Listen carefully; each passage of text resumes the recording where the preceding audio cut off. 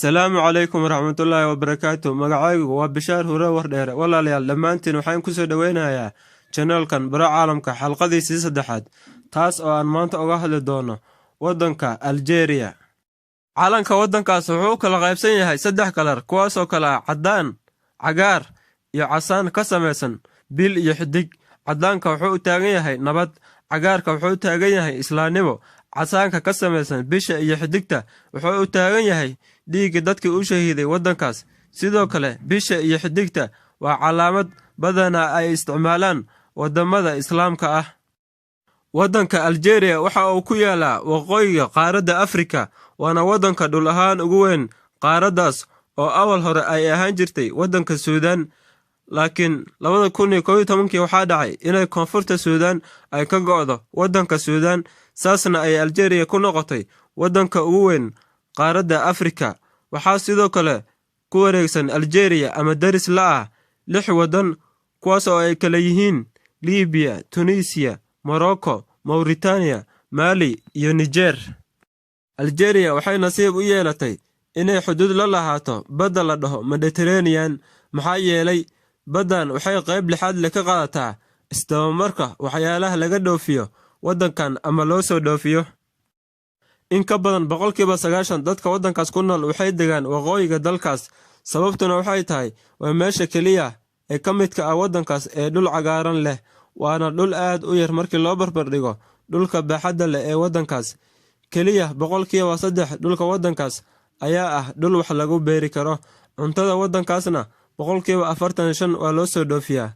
dhulka intiisa kale waa saxaro, dad yow aad u yar ayaa dega saxarahan.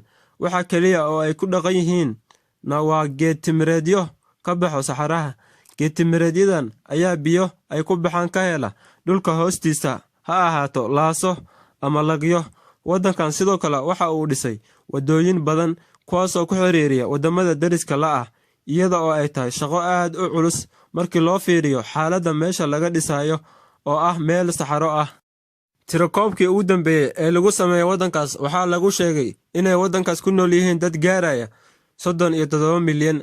dadka ku nool waddankaas waxaa iska dhalay Carab iyo dad lagu magacaabo Barbar, kuwaasoo ah dad asal ahaantooda xoolo dhaqato ah. dadka Barbar waa dad aad u tiro badan oo dega dhowr waddan oo ku yaala waqooyiga Afrika sida Algeria, Morocco, Tunisia, Libya, Mauritania, waqooyiga Mali, waqooyiga Niger iyo in yar oo ka mid ah galbeedka Masar. Algeria waxay saaxiib la tahay dhammaan wadamada dariska la ah markii laga reebo Morocco. cilaaqada iyadii Morocco ka dhex taagan waxa ay tahay waxaa jira waddan yar oo aan la aqoonsanayn oo lagu magacaabo Jamhuuriyadda Dimuqraadiga Carabta ee Saxraawi.